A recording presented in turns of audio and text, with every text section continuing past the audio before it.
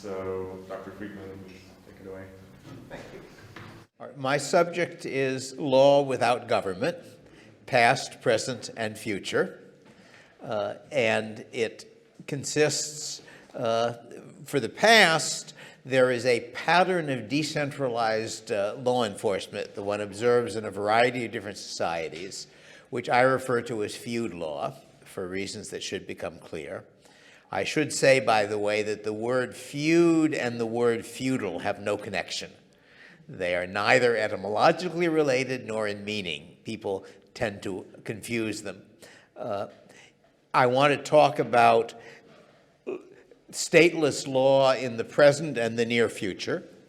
That includes one form of stateless law that all of us are familiar with, namely private norms, which are in effect a form of privately enforced law. Also embedded legal systems, which I found interesting, groups within modern societies which in effect have their own legal system. In the near future, to some extent the present, the idea of various ways of creating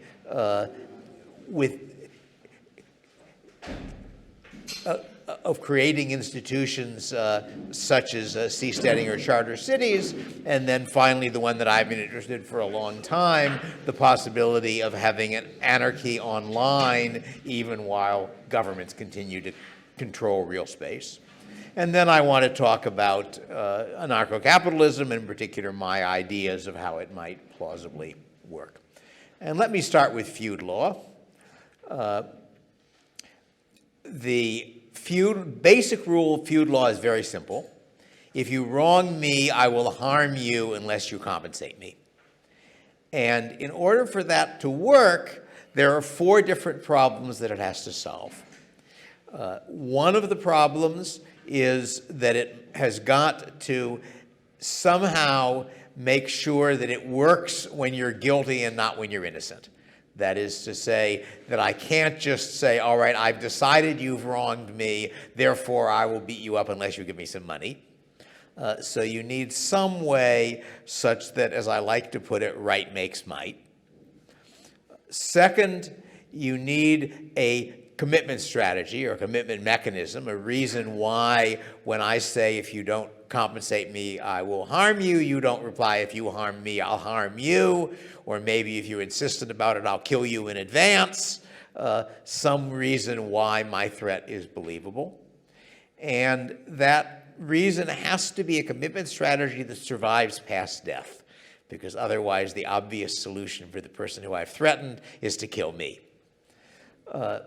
Third, you need some way of protecting the rights of the weak, since what I've described depends on somebody having the ability to harm the person who's violated rights. And finally, you need a way to terminate feud. Real legal systems in the past have shown solutions to all 4 of them. Let me start out with right makes might. You need a reason why my threat is believable if you wronged me, not if you didn't, and so it's law enforcement rather than extortion. And the mechanism in Saga period Iceland, which is the one of these societies that I first got interested in, is that you have a set of laws, you have an actual legislature, you have a set of courts, but the courts have no way of enforcing their verdicts. So as I used to put it, they left out the executive arm of government. What that means is that if I win my case and you don't pay, it is public knowledge to everybody else, all the interested third parties, that you're the bad guy. So what the mechanism is doing is reducing the information cost to interested third parties. In that system, if you don't pay the verdict, you get outlawed. It is now legal to kill you, illegal to defend you. And more generally, we need some form in which your reputation matters, some mechanism to lower third-party information costs. And since extortionists are undesirable neighbors, if everybody in the society knows which of us is the good guy, then with any luck, the good guy gets allies and the bad guy doesn't. The simplest version of this I've seen is one that's still functioning. One of the Romany groups is called the Romanchal, and they are the main Romany group in England at present. And they have feud law among themselves. And the basic version is that if you have wronged me by their standards, I demand compensation. And if you really have wronged me by their standards, my friends back me and your friends don't back you, and so you leave town. That's the basic logic of a very simple version. I like to say that the Romanchal represent in the 20th and 21st century a modern version, a simplified version of the system the Icelanders set up in the, I guess, starting in the 9th, but mostly in the 10th century. Commitment mechanisms. We've got one commitment mechanism that is hardwired into us, and that's vengefulness. The fact that when somebody has wronged you, you very much value getting back at him. And I like to think of this as related to a commitment strategy in animals, namely territorial behavior, which is, in my view, the origin of property rights. That the basic logic of territorial behavior is that an animal somehow marks his territory, the territory he's claiming, and then, as I like to put it, turns a switch in his brain, such that if another member of his species and sex trespasses on the territory, he feels a overwhelming desire to fight them. A fight to the death is usually a loss to both parties, so once you realize that that's the case, you back down. The trespasser backs down. But I also observe the pattern in myself, because when I bump my head, I feel a surge of rage. It makes no sense at all. Nobody is at fault but me. But nonetheless, I am programmed such that something that feels like an attack makes me feel as I ought to get back at it. Further, there's a reputational reason for commitment. If I back down, I'm marking myself as a target, as a wimp. I want the reputation of somebody not to wrong. Status. One of the things that one observes in some of these societies is volunteer enforcers. This is really a solution to the next problem, which I'll come up with in a minute, but people who say, all right, I know you don't have much power, but I'm tough, and I'll force the guy to pay you the damages he owes you. And they're doing that in order to get status. Also in order to damage somebody who they don't like, usually. The solution to my commitment strategy past death in the Icelandic system is that my kin inherit my claim. They also inherit the damage claim for the fact that you killed me, which is a tort, a fairly serious tort. It is in the interest of my kin both to collect the money and to establish the fact that killing their relatives is expensive. So that's a way in which, in a feud system, you can actually get a commitment strategy that lasts past death. Protecting the weak.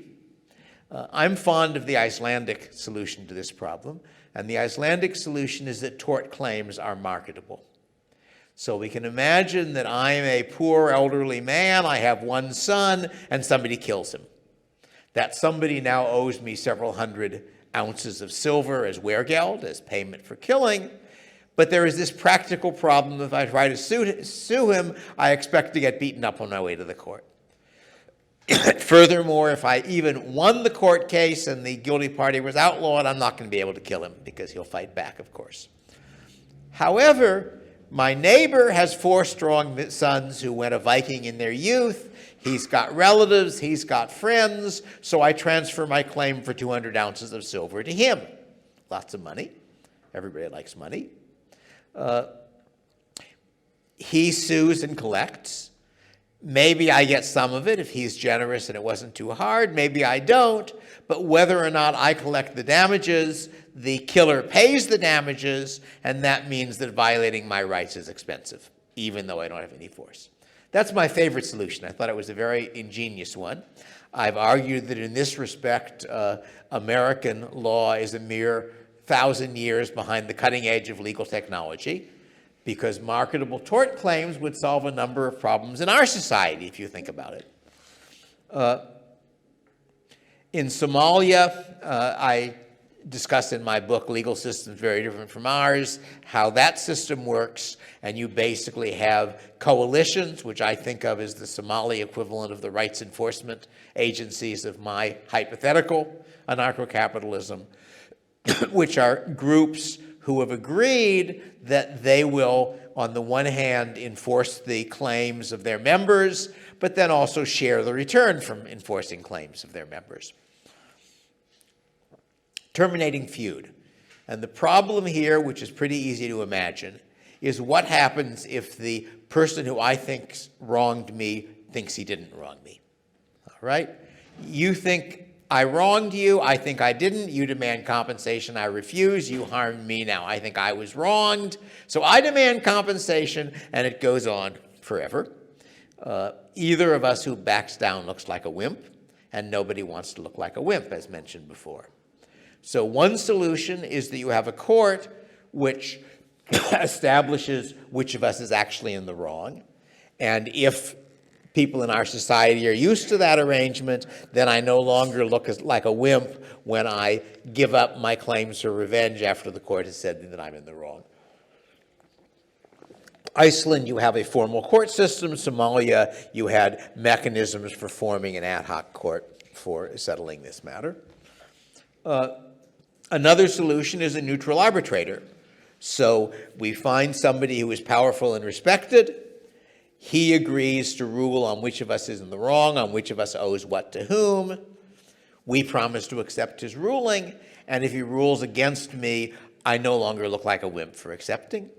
And furthermore, if I don't accept his ruling, he's now on the other side as an enemy of mine, and that increases their ability to use force against me.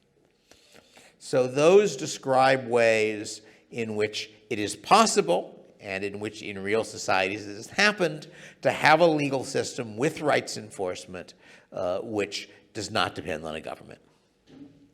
Now, you might ask the question, where does the law come from? And that depends. In Iceland, you have a legislature. In Somalia, you have a combination of traditional law and Islamic law. In medieval Europe, where you have this sort of thing happening de facto, you have, I guess, traditional views of rights. But what this tells us is not whether feudal law is better than the alternative, but that it is possible that one can have arrangements in which private institutions replace government in what most of us think of its most central function, namely law enforcement. One of the things that struck me when I started reading about this stuff is that in my first book, I tried to work out sort of in theory how you would have a private law system without a government. And I have now discovered that I was reinventing the wheel, that there in fact was what I was describing was a modern, developed, high division of labor version of something that existed in a more primitive form in the past. Let me go on to the subject of private law in real space. There's an interesting book by Robert Ellickson, who's a Yale professor, called Order Without Law. And it deals with a community a couple of hours from where I live in California, Shasta County, rural county in California, where for certain important issues the law of California does not run. And the reason the law of California does not run is that in this society, people have norms of neighborly behavior, and one of the forms of behavior that is unneighborly is suing somebody. So therefore, for certain issues, not for all issues, but the particular issues that Ellickson discusses are what happens if my cattle stray onto your land and damage your crops, or how do we settle the question of who bears the cost of repairing a fence between my property and your property. There are well-defined norms of neighborly behavior. If I violate those norms, my neighbors won't think very highly of me, my wife won't get invited to bridge games, my kids probably won't be asked to come over and play with other kids. So in that society, those norms are, in fact, enforced. But of course, all of you have experienced less extreme versions of that. There are quite a lot of things you could do that are not illegal that it would be very imprudent for you to do.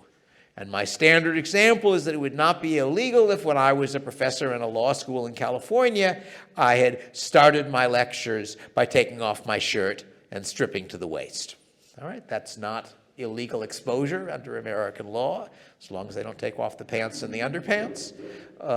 And yet it would have been very foolish to do, because there are norms of how professors behave that would have violated those norms, and people would not have taken me as seriously. It would have been harder to get another job, harder to get promotion, and so forth.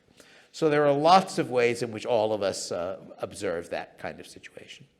There are also societies in modern-day America and in other places, for all I know in modern-day Poland, pretty clearly in modern-day Romania, where you have what I think of as embedded legal systems. That is, you have a group, such as the Amish or the Romani, who have their own rules for settling disputes and have sufficiently strong support for those rules so that for most practical purposes they are what determines what happens. The Amish, I don't know how many people are familiar with the Amish, but they're a religious group in America. They are likely to become more important over time because their population doubling time is 20 years currently. They have very high birth rates. And I like to describe them as very rule-oriented anarchists. They are anarchists in the sense that each Amish congregation, which is up to about 40 families, they don't build churches or meeting houses, so that the congregation has to be small enough to fit in one large barn for their meetings, or one large farmhouse. Each congregation has its own rules. This is called the Ordnung. Those rules will describe, for example, what modern technology members of the congregation are allowed to use. They attempt to control technology in order that it will not undercut their society. And if you violate those rules, you get spoken to harshly. And if you keep violating the rules and don't apologize for violating the rules, eventually you get ostracized. And at that point, you don't have very much interaction with other members of your congregation, including the one you're married to, unless she also gets ostracized, which she may choose to do. So that's the... Now, in principle, of course, the Amish are under American law, but the Amish don't much believe in American criminal law, and the result is that it is very hard to get witnesses to testify to crimes committed by one Amish against another. They've also been very successful, I should say, in persuading the American legal system to give them special arrangements, that everybody else has to go to school through 12th grade. Amish go to school through 7th grade after winning a Supreme Court case on that one. And everybody else has to pay Social Security, and Amish who work for Amish don't pay Social Security and don't collect Social Security. But that's a separate issue. Basically, the difference between the Amish and the Romani is that the Amish have much better PR. They've done a much better job of persuading people falsely that they are noble early American farmers, and we should therefore treat them nicely. But they're pretty good people, as far as I can tell, and they're not a problem for their neighbors. The Romani actually have two mechanisms for law enforcement. I should say the Romani mechanism for avoiding the American law, at least, I don't know how it works in places like Romania, where there are also lots of Romani, is to stay below the radar.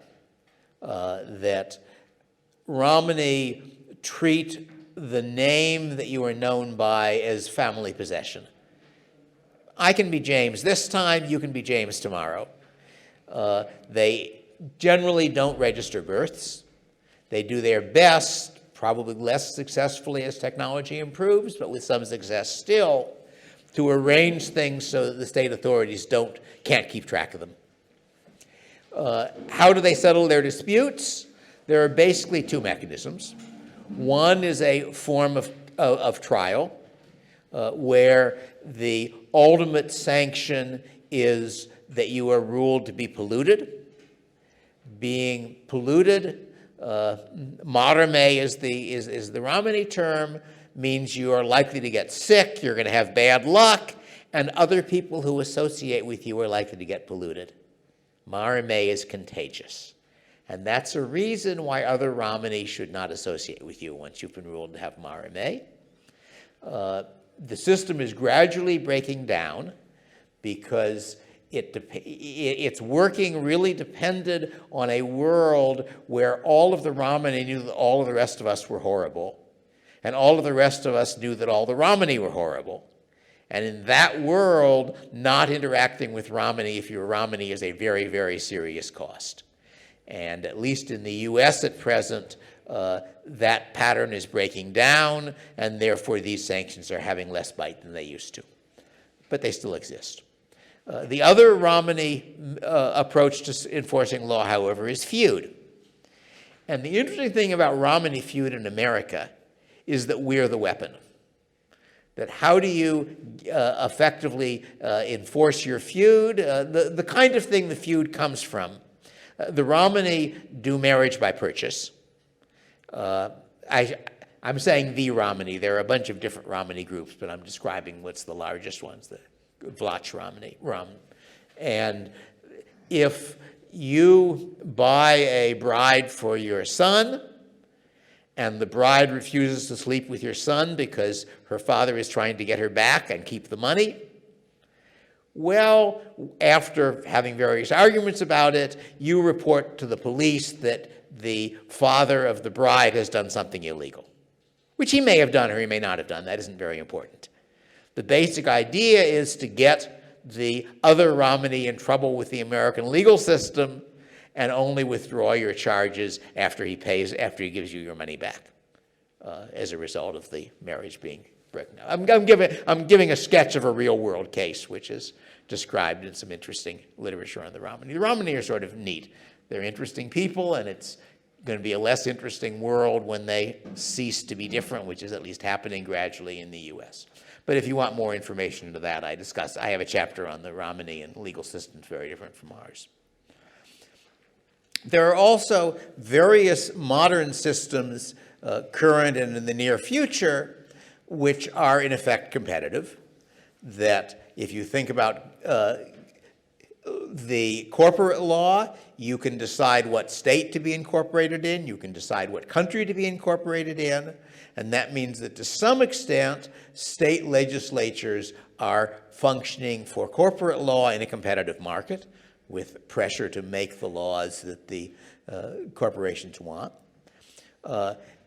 Seasteading is a proposal which doesn't exist yet. This is an idea of my elder son, Patry, but it's an interesting idea. And Patry's basic argument, which I think is quite a good argument, is that the mistake libertarians have been making all along is to figure out what we want, but not under what circumstances it will be the equilibrium that we get. And that there are reasons why governments don't behave the way we want them to. And the way you would solve that problem is if you could only have competitive government. So he imagines developing a technology for floating housing, giant rafts, essentially.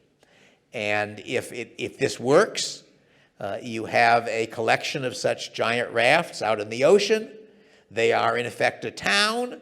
They have some legal rules. If those legal rules are not the ones you like, you call up a tugboat, pull your raft out, find some other people who like the rules you want or are enforcing them, get together with them. So the basic idea is that if you had a technology which made people very mobile, you could then have, in effect, a competitive market which would tend to give you good law. It's a neat idea. I have my doubts it's going to work, but it might.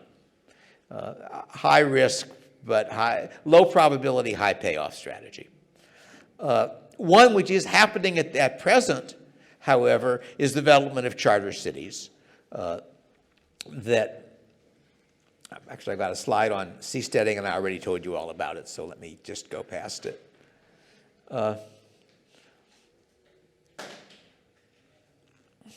Charter cities, the idea is that you go to a poor country, and you say to that poor country, wouldn't you like to have a rich region? And they say, yes, we would like to have a rich region. Well, you say, well, we know how to run things the way they do in rich countries. If there is a region of you that not many people live in and not much is happening, give us control over its legal system. And that's the basic idea. The existing ones, I think, I don't think any sovereign has been persuaded to give up control of criminal law, but they give up control of civil law. And this one is actually happening.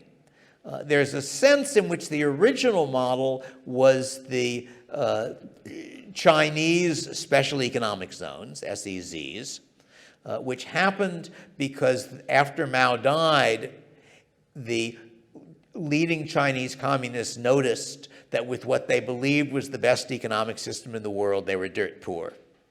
And they said, all right, the capitalists have got to have something. Let's figure out what the capitalists are doing right, and then we can do it too.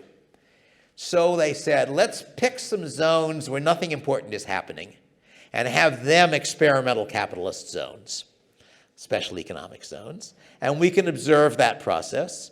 And we, of course, won't let those ideas spread, but we can steal whatever ideas work. And they set up the special economic zone, and one of them was a poor fishing village, and it's now a city of, 8 million people or so, something like that.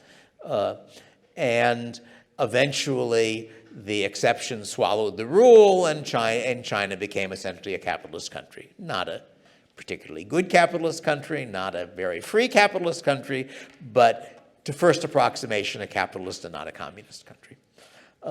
But the idea here is to have it done by libertarians instead, and to take advantage of the fact that poor countries would like to be rich countries. It's happening.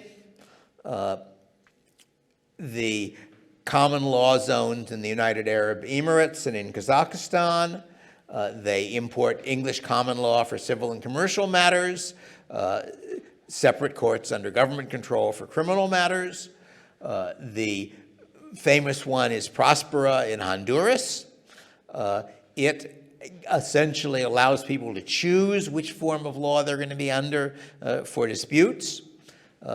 However, I should say, to be fair, the Honduran government is attempting to renege on the deal. There was a change in government in Honduras to a party that didn't like this idea. They are to some extent constrained by international contract restrictions, and it is not clear whether it's going to succeed or not. But the basic theory of this is one too many Hong Kongs, and if you have lots of these, you then have, in effect, a competitive market for legal systems. So that's a kind of private law. So I'm describing then competitive systems as private law, U.S. states competing on corporate law, nations competing on corporate taxes, ZEDEs, these regions competing to provide attractive law.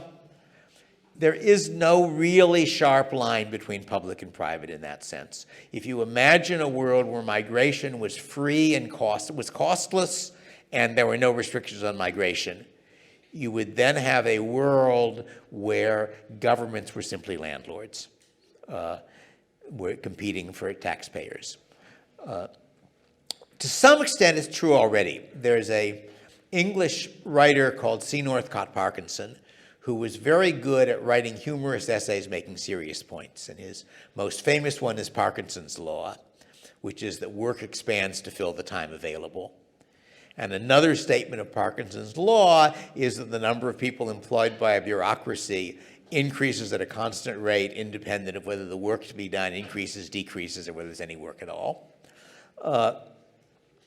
And he has a different essay where he's arguing that the tax rates are limited by competition. And the way he puts it, he's too optimistic on his numbers, unfortunately, is the productive people of the world have discovered by long and bitter experience that they will usually have to pay about 10% of their income to some gangster feudal lord or Department of Internal Revenue. It matters little what you call it. When the rates get higher than that, the Israelites start looking at the atlas. There is probably a better place to be than Egypt. So that is a constraint, but not an adequate constraint now. But if you have multiple charter cities, and the charter cities have no very effective way of keeping people in and no desire to keep people out, you could then end up with eventually a competitive market for private law, and one which might or might not gradually absorb criminal law. I should say one of the talks I've given, not the one I'm giving here, is Should We Abolish the Criminal Law? And it's an attempt to look at the possibility of letting tort law swallow criminal law. For a fictional version of this happening, I recommend the novel, science fiction novel, Snow Crash, which is one where there is still a U.S. government. It just doesn't do anything anymore. The place where you're most likely to get anarcho-capitalism in my lifetime, or at least your lifetime, is cyberspace. That, as some of you may know, public key encryption makes possible a world where all communication is private. And when you have anonymous digital cash, you can also have a world in which monetary payments are private and nobody knows who is talking to whom. And I've discussed that in a number of things. If you go on my webpage, which I will be showing you a link to at the end of this, I have an old article called A World of Strong Privacy, in which I try to sketch out what that kind of situation would be like. It is hard to tax or to regulate things you can't see. So if you have a future, as we may very well might, in which many people are using public key encryption to maintain private communications and private transactions, that part of the world, the online activities, then become anarchic, become free of government control. There are disadvantages as well as advantages to this future, I should say, because some government enforcement is doing useful things. And I sketch out in my book, Future Imperfect, my business plan for Murder Incorporated, in which you take advantage of public key encryption to establish the reputation that here is how you get to us the information of who you want us to kill, here's how you pay us, and here's how we demonstrate that we really kill people. So you can certainly think of negative consequences, as it's true in general of anarchy, that it's not as if governments do nothing useful. The argument for anarchy is only they do more useless than useful, that they're on net make us worse off. One of the ways you try to prevent kidnapping is by following the payoff. Once you have anonymous digital currency, that no longer is workable. And we've had various forms of people, in effect, getting control over people's computers and insisting on being paid back to give it back. Ransomware. However, in this world, the technology makes enforcement by reputation relatively easy, because if you sign a contract, you can include in the contract your digital signature. This proves that you signed it.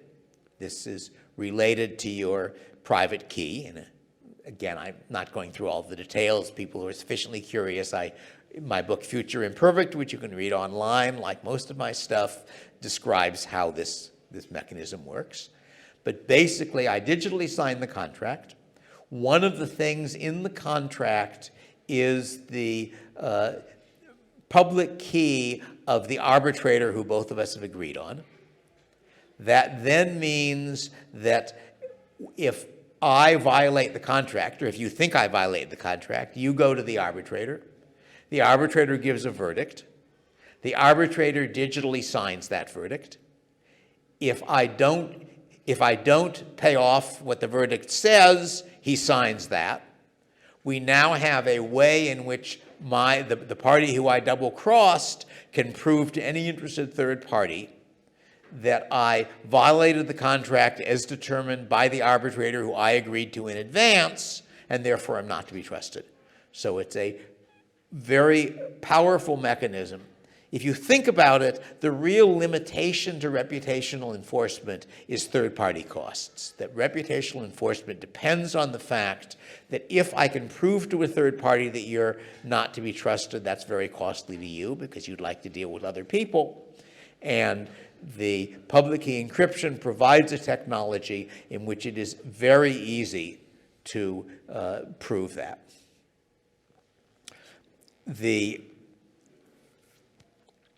So that's a brief summary. That suggests the possibility that market anarchy may develop online, even if not in real space. And some of this is already happening. If you look at how people like eBay do business, a lot of what they do does depend on mechanisms for reputational enforcement. So that if you if you want to buy from somebody on eBay, one of the things you find out is what other people who have dealt with that person think of him. Let me now go to the future. This is now conjectural, and that's what some of us call anarchokapitalism. And I will sketch out, some of you are familiar with it, what are my hypothetical set of institutions by which we might in the future have a society in which all of the useful things government does are done privately and all the useless things aren't done. Basic institutions. Each person is the customer of a rights enforcement agency, and the rights enforcement agency does two things. It protects his rights and it arranges to settle his disputes. The obvious problem that arises is what happens if there's a dispute between two people who are customers of different rights enforcement agencies. That the obvious answer, and the answer which occurs to people when they first think about it, is they end up fighting.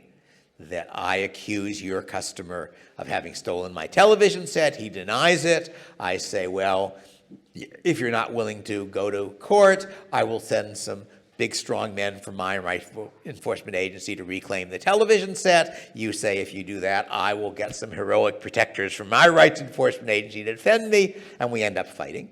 And I think that's not a very plausible extrapolation, because warfare is very expensive.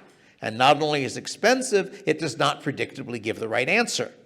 That all of us would prefer a legal system where when we are guilty we lose and where we're innocent we win, to one where we randomly lose or win guilt or innocence. We like best of all one where we always win, but that's not generally an option that other people are willing to offer us.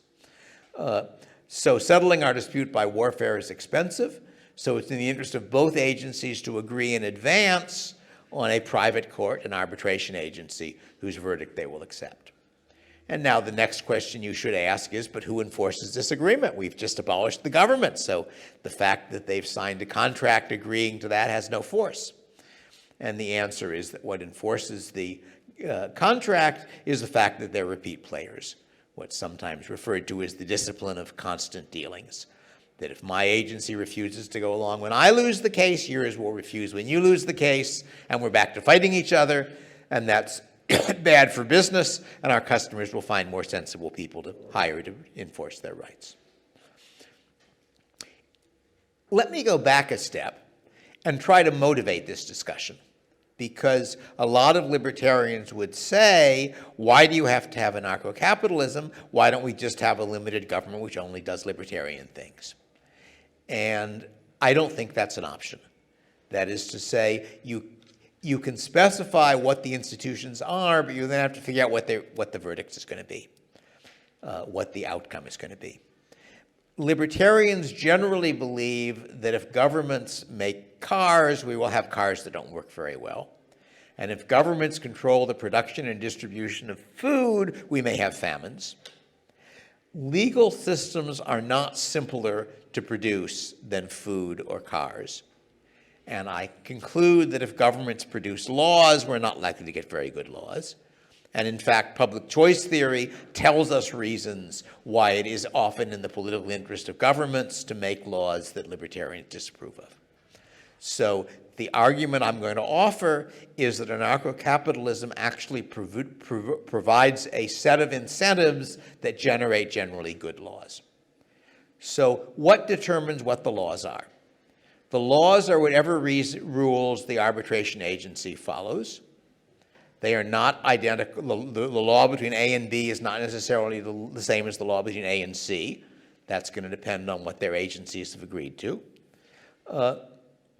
The arbitration agency is selling its services to the rights enforcement agency. So what it wants is to design laws that rights enforcement agencies will want to buy.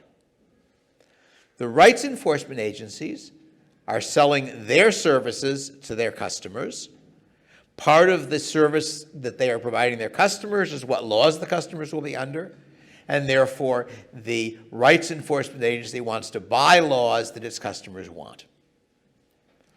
Unlike a political system, you could say, after all, in a democratic system, the government also wants laws that people will vote for so that they can get elected. However, in a political system, voters are rationally ignorant. Each voter knows that how he votes has a very close to zero effect of what laws he's under.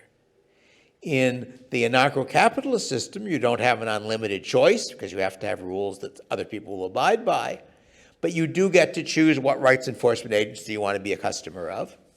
And that means you have some incentive to figure out which one has got a better legal system. It's also which one the rights enforcers come when you say that you've got a problem, which ones charge you the lowest price, and so forth. And therefore, you have less incentive to be rationally ignorant, and you have some control over what you get. Furthermore, you have some ability to observe the alternatives, since some of your friends and neighbors and relatives may be customers of different rights enforcement agencies, whereas it is very hard for us to compare the Obama administration with the McCain administration, because only one of them happened. So in that sense, it's rather like buying ordinary goods. Now, I don't want to overstate this, because the market for law is not identical to an ordinary market. And it's not identical because the law between me and you is also the law between you and me. So I can't just get whatever I want. So it's not really like buying ordinary goods. However, we can each have our preferences reflected in the bargaining of the firms that we are customers of. So if you like, this is a Coasian rather than a Marshallian efficiency argument for those people, those economists in the audience. And we can have our preference reflected quantitatively as qualitatively. So the hypothetical that I started out with a long time ago is that my firm's customers are in favor of the death penalty. They want to make sure that anybody who kills them knows he'll get executed and therefore won't kill them. Your firm's customers are against the death penalty, either because they are afraid they might get executed or because they think it's immoral. Doesn't really matter for my purposes what the reason is. Each firm does market research in order to determine how much its customers want or don't want the death penalty. And each firm then figures out how much are we willing to pay, if necessary, to get the law our way. And whichever rule is worth more they agree on, with side payments to compensate the firm that's not getting the law it wants. So the outcome is going to be the economically efficient set of law. I'm oversimplifying for reasons I'll go into in a minute, but let me start. You're going to tend to get economically efficient law, as with an ordinary competitive market. That is to say, law which maximizes the welfare of individuals, where their welfare is measured by what they're willing to pay, willing and able to pay to get something, just as in an ordinary market. Again, as I say, in some sense for Coasian rather than Marshallian reasons. Next question, obviously, is it libertarian? Because I have not defined it. I have not defined anarcho-capitalism as a system in which people's rights are respected. In the system I'm described, whether your rights are respected depends on what the arbitration agency, that the rights enforcement agency you have chosen has agreed to. And if it is agreed to, if the rights enforcement agencies have agreed to rules that violate some of your rights, well, those rights are going to get violated. So my answer is maybe. The reason that I think it will tend to be libertarian is that, at least as libertarians view it, liberty works. That is to say that it is very rarely the case the value to me of being able to violate your rights is greater than the value to you of not having your rights violated. And as long as that's the case, rights respecting laws are going to be economically efficient. They're going to be worth more to the people whose rights are defended than the people who want their rights, who want to violate them. However, that is not a guarantee, because what a market produces depends on what people value. And if people value rights violation enough, the market will yield it. So if you imagine a society where everybody believes that heroin use is terrible, or everybody believes that prostitution is horrible, or everybody believes that gambling is evil, if enough people believe it strongly enough, you will get laws against those things, even if they violate individual rights. But of course, under those circumstances, the current political system will also produce those laws, as in fact has. So what we can expect is that the private market for law will produce laws that are more libertarian than the laws produced by alternative political institutions, but there is no guarantee that they will be perfectly libertarian. And this then gets to my argument with the minarchist, because actually it's my argument with another anarchist as well. But the minarchist says what we want is to have a minarchist society in which there's a rule against violating rights, and that's obviously better than your anarchy. But then the question is, why do you expect your minarchy to act this way? That your minarchy has got some way of deciding how to settle disputes. Individuals in your minarchy, just like in my anarchy, are going to act in their own rational self-interest, on average. People make mistakes, but it's the right first approximation. And there's no particular reason to expect that that will, in a society where everybody believes that heroin use is horrible, you can insist that it's not really libertarian, but nonetheless the institutions you were proposing will make heroin illegal. And this is, I should say, part of my disagreement with another anarcho-capitalist supporter, namely Murray Rothbard, that as far as I can tell, his solution to how you get libertarian law in an anarchy is that the legal philosophers figure out what the right law is and everybody does it. And first, I don't think the libertarian legal philosophers are all going to agree with each other, because they haven't so far. And in fact, laws are very complicated, and figuring out what the laws should be is not a trivial problem. And even if they did, why would the courts choose to do what the philosophers say instead of whatever was in their rational self-interest? So I prefer to say, now of course Rothbard can say if the anarchy doesn't respect rights, it's not a proper anarchy, but that won't in fact control what it does. You can't prove things by defining them. Let me now go on to talk a little bit about what's wrong with the arguments that I've been offering to you. And I want to start out with what I think of as market failure on the market for law. That the right way of thinking about market failure, in my view, and this is a different talk that I'm not giving today, but you can find recordings of it on my webpage. Market failure describes situations where individual rationality does not produce group rationality, where each person correctly does what's in his interest and we're all worse off. And the reason that happens is that people are taking actions where some substantial part of either the cost or the benefit goes to somebody else. And if I make my decision in terms of whether benefits are larger than costs, those are benefits and costs to me. And if the particular decision I'm making also imposes large costs on you, it may be in my interest to make it, but not in our interests for me to make it. And similarly, not making it if it produces large benefits for you. So this applies to the market for law just as it does for the market for steel. All right, the standard example for the market to steel is if my steel mill produces a lot of pollution, the cost at which at which I sell, the price at which I sell steel won't really reflect the cost of producing it, and so you don't get an efficient outcome. That's sort of standard basic economic argument. Works for law too, because there are circumstances. What's left out of my bargaining story, to begin with, I left out the default, the starting point. Which agency has to pay the other one to get its way? And why does it matter? Let me start with market failure on the market for law, and consider a law between A and B which has effects on C. Simple one is whether we have copyright law. The legal question is, will you respect my copyrights? There are benefits and costs to your respecting my copyrights. You get the money that I pay you. I pay money, but I get more books written by you, because being paid makes it easier to write more books.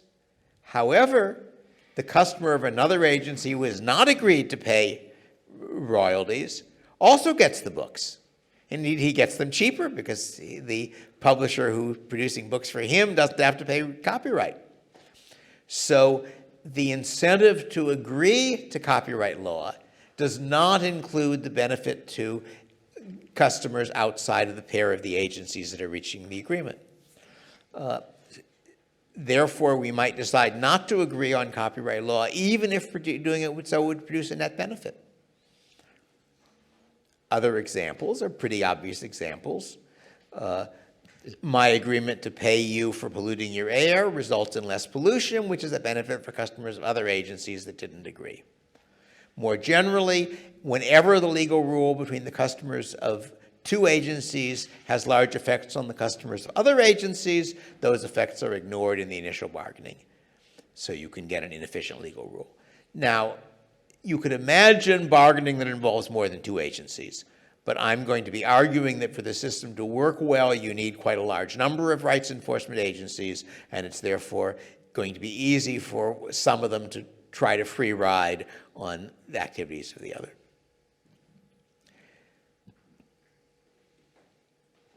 Let me get back to the question of which agency must pay for agreement.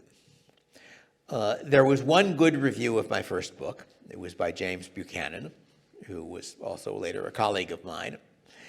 And he pointed out that omission, that I consider it the one good review because it's the one review that made me think.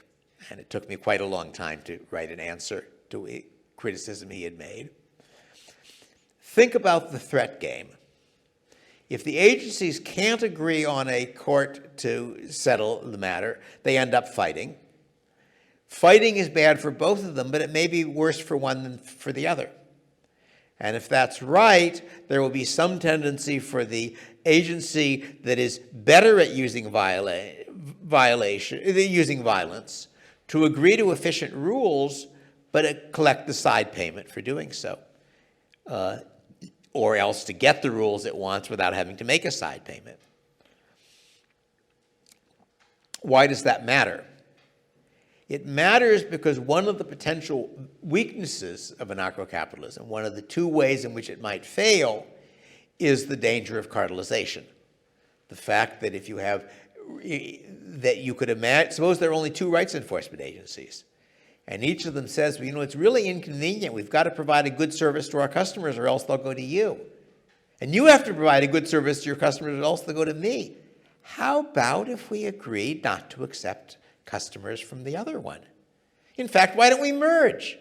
In fact, why don't we start collecting taxes?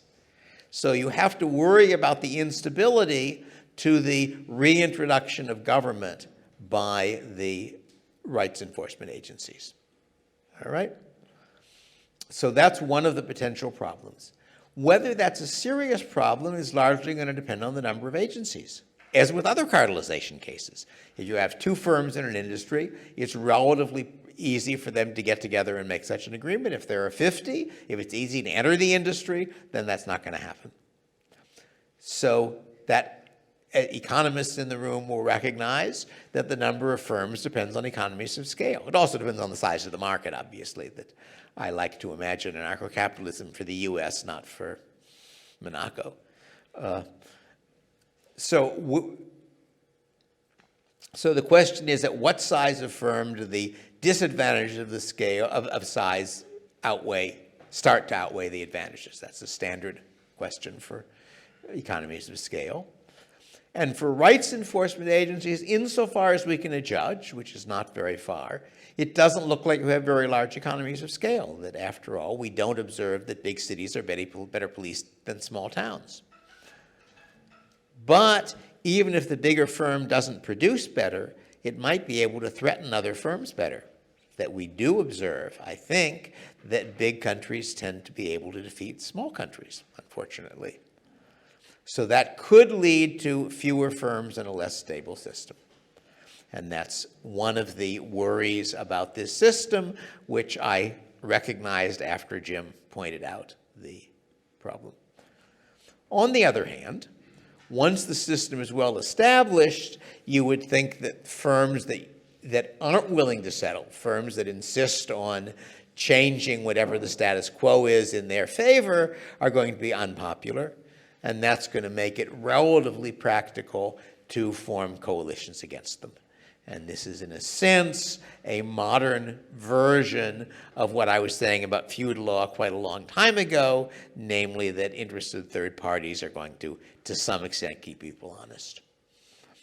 So the problem I'm describing is likely to exist at the beginning, but once the system has been running for a while, the default outcome is keep doing whatever we agreed to last time, and then whoever wants to change has to pay for it. Conclusion, that anarcho-capitalism will tend to produce economically efficient law, which will tend to be libertarian law, but both only approximately. There is better reason to expect both than with other institutions for producing law.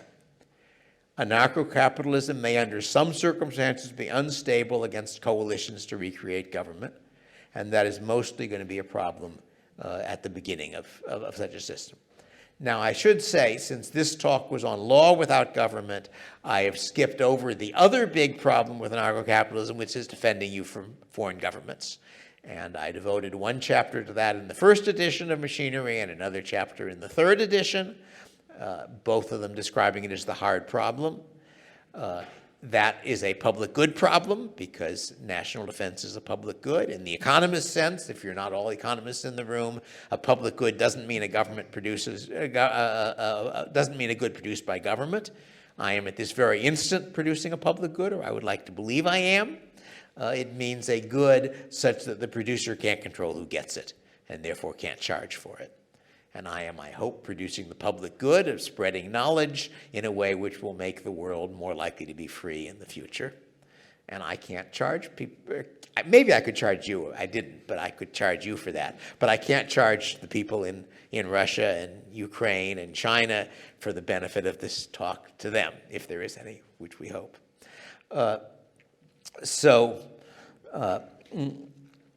Therefore, there are serious problems. On the other hand, public goods do get produced privately, a fair number of them, and one might or might not be able, by various imperfect mechanisms that I describe in the relevant chapters of Machinery, to adequately produce defense, depending partly on how strong and aggressive your neighbors are, but also how patriotic your population is, how good they are at fighting. The Afghans managed to do pretty well without a government.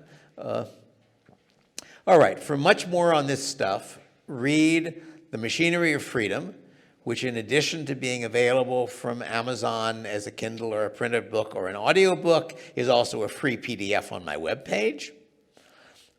Also, Legal Systems Very Different from Ours, and I don't actually have a free PDF of it, but I have a link to a late draft of it, which you can read for free, and lots more stuff on my webpage.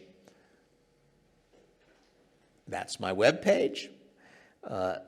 I have a Substack, which I send out something every 3 days on any of a wide variety of subjects. Most of them have nothing to do with anarchokapitalism, but whatever I think is interesting to write about.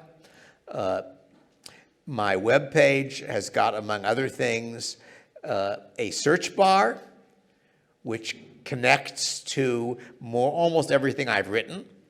And therefore, if you want to know what I have to say about some subject, with luck, you can find it by using the search bar. Let's try cartelization. Cartel. Ever say anything about a cartel? Yep, cartelizing the money machines, response to Jimbo Wales on anarchy. That was a long, long time ago. Jimbo Wales, by the way, is the guy who invented Wikipedia. I used to argue with him on Usenet a long time ago. So let me go back to my webpage. I have a link to my books. If you want to hear more of my talks, there are a very large number of recordings of talks, video or audio, and my interviews and my anyway, lots and lots and lots of stuff if people actually enjoy this stuff.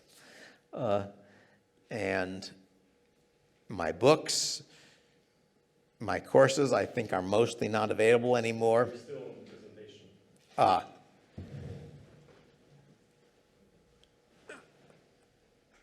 Right. Yeah, I don't know how to do it. Sorry. Yeah. It's the slide. Yes, just a minute. Let me,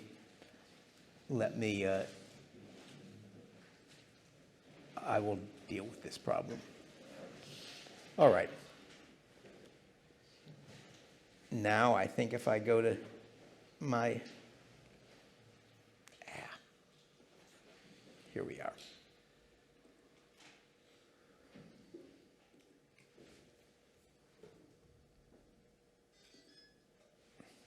Now you're seeing the web page? Sorry, I didn't realize that.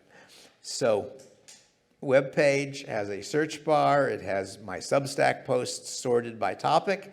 As you can see, these are the topics.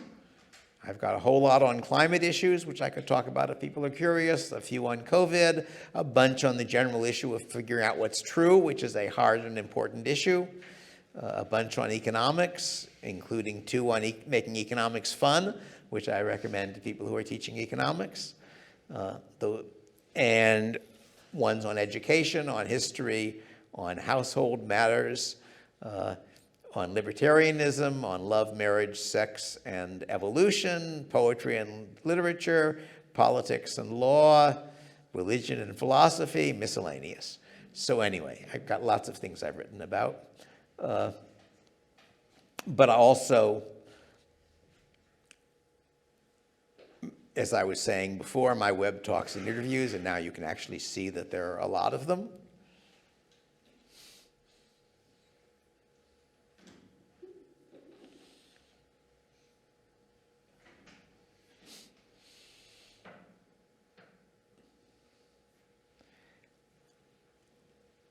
Machinery of Freedom, webbed as a PDF.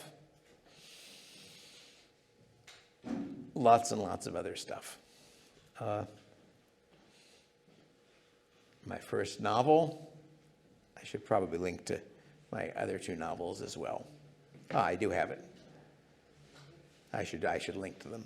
Anyway, so if you found this stuff interesting, there's lots and lots more of my stuff there, and I don't generally do this stuff as a source of income. I do it as a way of spreading ideas, and I therefore try to make most of what I write available for free. And in a sense, my target is really my ideal target is somewhere in China or India, and he's a very bright 16-year-old who is never going to buy a book on Amazon, but who I might get the mind of if he comes across something online and can read it for free. Thank you.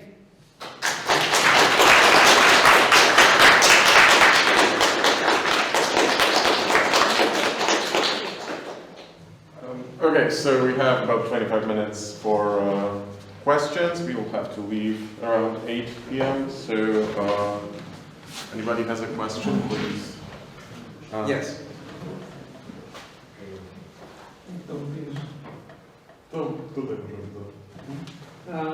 So I have a, let's say, technical one, because in the third edition of Machinery on Freedom, as well as in today's lecture, you were referring to rights enforcement agencies.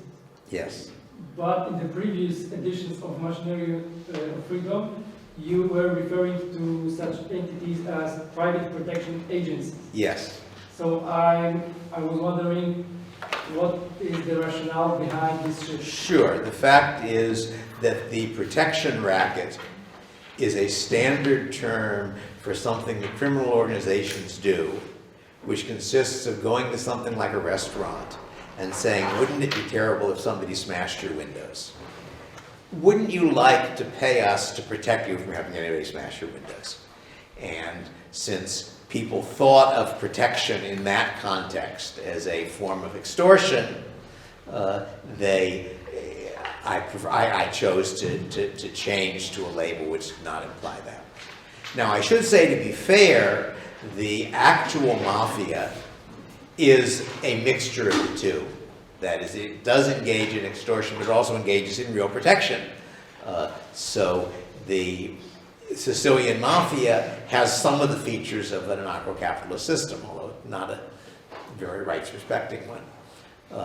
But anyway, that's the answer to the question yes. Yes, so one new argument against this idea that I just thought of is, I guess, the HBD, human diversity argument. So the closest thing that I can think of to this system nowadays is probably Cape Town in South Africa, where mostly white population is trying to succeed, and the law enforcement is basically handled primarily by independent agencies.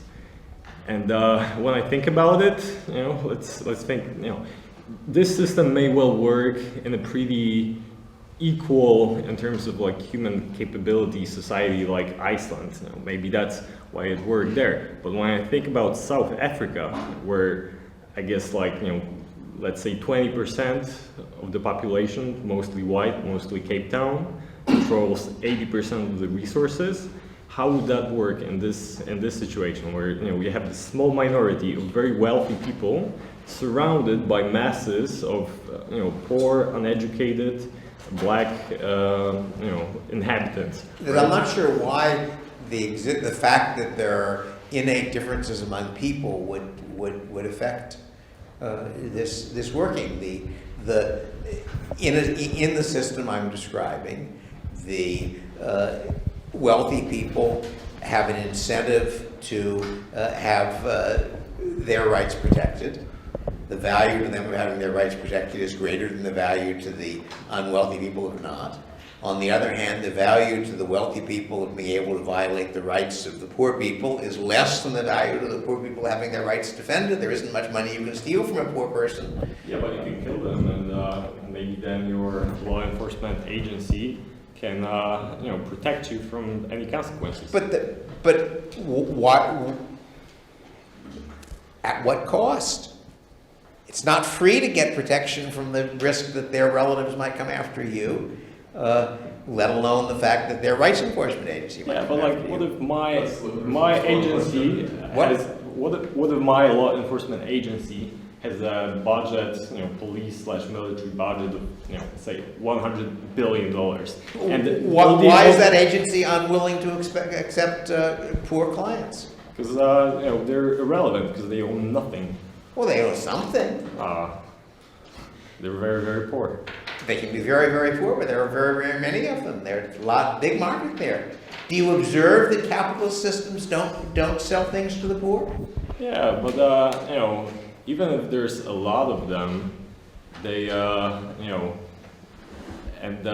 don't think still amount to 1% of the budget. This has nothing to do with human biological diversity, right? That happens to be a popular topic at the moment. What you're really asking is would this work in a society where people are very unequal? And I don't see anything in the logic of it that would break down when people are very unequal. Okay. Anybody else have a question or comment? On the subject of human biological diversity, I think it is clear that intelligence is in part heritable. It is at least plausible that there may be differences among various ethnic, quote, racial groups in average intelligence. On the other hand, I think that the people who focus on this, just as the people on one side try to pretend it isn't true when it really clearly is, people on the other side, I think, greatly exaggerate it. And I think the evidence that the IQ of Africans is as low as various people claim is very poor. And I've posted on this. You can, if you go to my webpage and go to the sorted Substack post, you can find one where I discuss, I don't know where it is. It's probably in the love, marriage, sex, and here we are. It's the bottom Race, gender, and IQ is probably the one. And I think there's evidence suggesting that the differences are not that huge. And in any case, there's no particular reason why smart people can't function in a society with less smart people. We've managed to do it for the last, several 100,000 years. Yes? Yes, I have a question concerning the protection agencies, because both in yours, No protection agencies, the rights enforcement the rights agency. enforcement Very agency, good. to be precise, both in your work and the works of the other libertarians, for example, Murray Rothbard, those agencies are treated like a very homogenized market that is like exhibiting non-specialization. For example, if we in today's world, if we have some kind of security agency, so to speak, that is protecting some kind of place, or for example, a department store or a mall or something like that, every security agency is in some way specialized in something that is more important, or is simply giving its services for a special kind of clients. And my question is why it is not so exhibited, because it can also be treated as an argument against the capitalization, because if we have different markets in protection, so to speak, then the actual capitalization cannot take place. But on the other hand, in order for the system to work, you have to have some significant competition among firms. And if you had one firm which was a suitable firm for type A customers and another for type B, they're not going to be competing with each other. But that is part of the problem, is that what you're observing is a world where most of the rights enforcement is being done by government. And therefore, it's a little bit like, if you think about the public school, private school issue, that there is no market for a private school that costs a third as much as the public schools cost and is only 1% better, because the public schools are free. It doesn't follow that you can't, in fact, produce the service the public schools are producing at a much lower cost privately. And similarly, in this case, I don't think you're observing the market that most of the rights enforcement agencies are going to be doing, which is ordinary people who want to make sure that their rights are protected. But there may be some specialization as well. The version of specialization I actually discussed in machinery is with regard to law, that it might turn out that there are some groups of people, or maybe some geographical areas, where the optimal law is different. And the example I think I gave was water law, that if you imagine an area where there's lots of water, there's no particular reason to have rules on how much water somebody can draw from a river. Whereas if you have an area where water is scarce, you want to have well-defined property rights about who is entitled to draw how much water from a river. So in that sense, you might get specialization. But I may be wrong, but I would have thought that most of the market you're going to talk about is for sort of providing the general purpose. Other people? Yes. Okay, so could you say a few words about prevention? When you look at law production, let's say in current society, the police is usually interested in fighting crimes and other wrongs afterwards, after the thing happens. What should we expect in this sort of system as far as prevention? That from the standpoint of a rights enforcement agency, it is in their interest to prevent crime against their customers if it is cheaper than deterring crime against their customers. And that's going to be a market outcome. That what I would expect is that they have an incentive to try to lower the cost and uncertainty of resolving disputes. That's why I imagine in machinery having a camera installed in your living room which videos the person stealing your television set. That it seems to me more generally it's going to be in their interest to try to set up things so that if there is a crime it's relatively easy to detect. But I don't really know whether prevention will turn out to be cheaper or more expensive. That's a market outcome. Okay, I have a quick question about one of the Murray Rothbard's concept, which is demonstrated preference that comes from towards an utility and welfare economics, obviously. Sorry, can you? I have a question about one of the Murray Rothbard's concept, which is demonstrated preference. Which is? Demonstrated preference. Yes. And wouldn't that contradict your argument about side effects, positive and negative? For example, when C benefits from a deal between A and B. Yes. Wouldn't that contradict, because there is no preference, so we cannot really tell if there is But the question isn't whether we can tell, it's whether we. The argument you require is not that we can't tell, but that we know it's zero.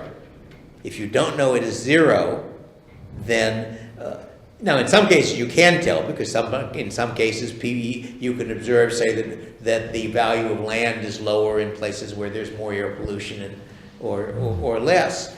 But it seems to me that the argument you're giving is not an argument for saying that the problem doesn't exist. It's an argument for saying that the government couldn't solve the problem by telling people what the optimal thing is to do. But then that's nothing to do. I don't think that has anything to do with the point I'm making, right? The fact that you can't measure something, the fact that you don't have a good way of measuring something, doesn't mean that it isn't there. But it may as well be zero all the time. We don't have any proof of that, right? It may as well be $1,000 too. It may be $1 million. That there's no reason to assume it's zero. And in lots of cases, you in fact do have proof that it exists. That people move away from areas where there's air pollution. People go to the trouble of paying something to install protections against some forms of externality, and they're bearing costs in order to do that.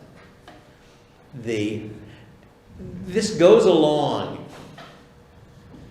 It could be a long discussion about Rothbard's economics. If you're curious about that, I do in fact have a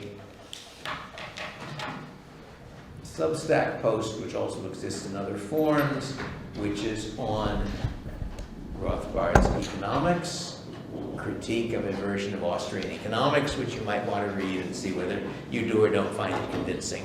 Because one of the many problems with that is that he rejects the standard economic efficiency criterion for good, and yet makes statements along the lines of such and such is in the general benefit, But he has no way of defining it, and what it turned out he means, what he means by its general benefit is you can't prove that it isn't. Well, the fact that I can't prove something doesn't mean that I can't prove not A isn't a proof of A. We have more. We have time for probably one more question. Okay. So I have another Yeah, question. sure. So since we are dealing with legal issues and anarcho-capitalism and anarcho-capitalist society, one of the major, let's say, ideas discussed by libertarians is how to get from where we are today to the, let's say, Yes. anarcho-capitalist society Yes. of our dreams. And one of the ways discussed in order to do so is secession and secessionism.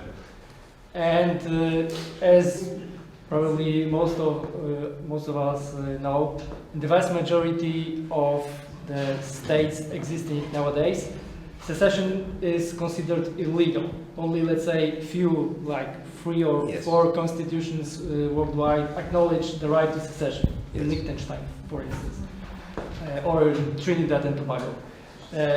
But as I said, this concept of secession is considered to be illegal.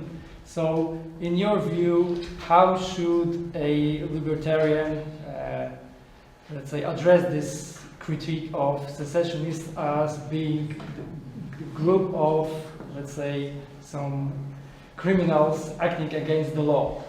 So, how to reconsider action towards a anarcho-capitalist or, let's say, more laissez-faire society with acting not against the law but within the law. I don't know if I'm not sure if I understand the question. so. To put it in other words, since secession is considered to be illegal, how to persuade people to become, let's say, libertarians fighting for or striving for anarcho-capitalist society, if one of the ways in which we might get to the point where we want to... But one way you could do it is to try to persuade them to persuade their government to allow secession. And if you think about it, the things like Prospera, are in effect a partial secession. That is to say, if you persuade a country to give you partial control over part of its territory, that territory is half seceded in the sense that it is no longer under that country's civil law. If it works well enough, you may eventually be able to completely secede, but that's going to be hard because countries are reluctant to give up sovereignty.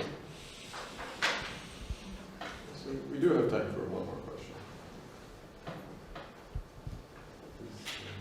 No more questions. All questions have been answered. Amazing. So I guess I can take the moderator privilege.